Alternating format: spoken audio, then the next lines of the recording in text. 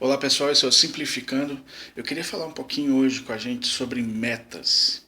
Quais são as metas que você tem? Eu estava assistindo agora há pouco no Globo Rural uma matéria sobre pés de café. E é interessante que aqui no Espírito Santo vem havendo uma crise hídrica, pouca água, pouca chuva, e óbvio que isso vai afetar a lavoura, vai afetar o cafezal, vai afetar aquele único pé de café. E a gente às vezes tem essa visão macro de algo completo, grande, e talvez o relacionamento com Deus, as pessoas chamam de religião, que é isso que a gente geralmente aborda aqui, relacionamento com Deus e não religião, ele pode se perder como se pode se perder os olhos num cafezal. E eu preciso entender eu como sendo aquele um pé de café. Então quando eu começo a entender isso, e começo a observar como que o processo natural, por exemplo, de um cafezeiro funciona, eu vou ver que ele precisa de duas coisas essenciais. Água é uma delas. No caso, não havia ou existe pouca água, existe a escassez. Só que um cara desse, um produtor, ele conseguiu fazer uma superprodução com um sistema que já existe, que não é novo, mas que por falta de uma coisa ele de certa forma inovou na área dele. Então, inovar é sempre trazer algo que já existe, que não é usado pelas pessoas. Então, por exemplo, para o meu relacionamento pessoal com Deus, eu posso usar a mesma coisa que ele fez. Ele começou a adubar a terra, trazer elementos a mais da terra, ou seja, ele colocou vitaminas, sais minerais, coisas que a terra precisa, que o pé de cafezal que está na terra precisa para desenvolver, para ter um belo fruto. Então, onde é que eu quero chegar com isso? Onde eu quero chegar aqui, mesmo na ausência de algum fator que seria essencial para a sua existência, você pode suprir isso usando a criatividade que Deus já te deu, inovando, seja para sua vida espiritual, seja para sua vida financeira, sua vida familiar, seja lá o que for. Só que existe um cuidado. Você precisa preparar esses nutrientes e adubar essa sua terra. Essa tua terra é o seu coração, é a sua mente, aqui onde você toma suas decisões.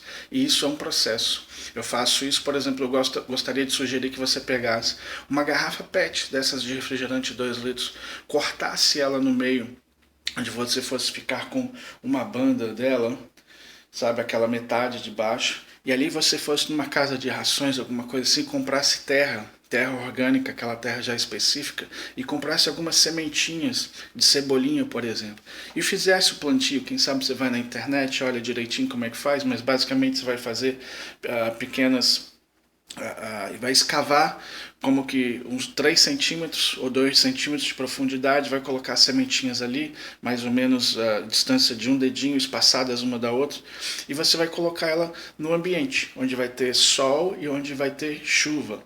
Se não tiver chuva, e aí entra mais uma vez o processo, você vai fazer o que? Você vai pegar e vai você mesmo colocar água diariamente. Você vai ver o que vai acontecer com ela. Isso vai dizer muito a respeito de quando eu realmente cuido daquilo que Deus me deu e quando eu deixo que as coisas cuidem de si por si mesmas. Por exemplo, a gente esteve em Manaus por algum tempo, mais de um mês, e a gente tinha aqui um pezinho de hortelã, uma garrafinha PET dessa, muito bonita, e ele estava muito lindo, muito verdinho. Mas todo dia eu botava água nele 2 a 3 vezes por dia. Eu fazia questão de que ele pegasse em raios de sol, porque eu sei que o sol vai trazer para ele nutrientes, coisas que ele precisa. E a gente ficou fora e provavelmente alguém não fez isso. Ele está aqui agora quase morto, esse pezinho de hortelã. É algumas folhinhas verdes. Então a gente está agora iniciando um outro processo com umas sementinhas de pimenta que a gente trouxe da Amazônia, pimentas cheirosas.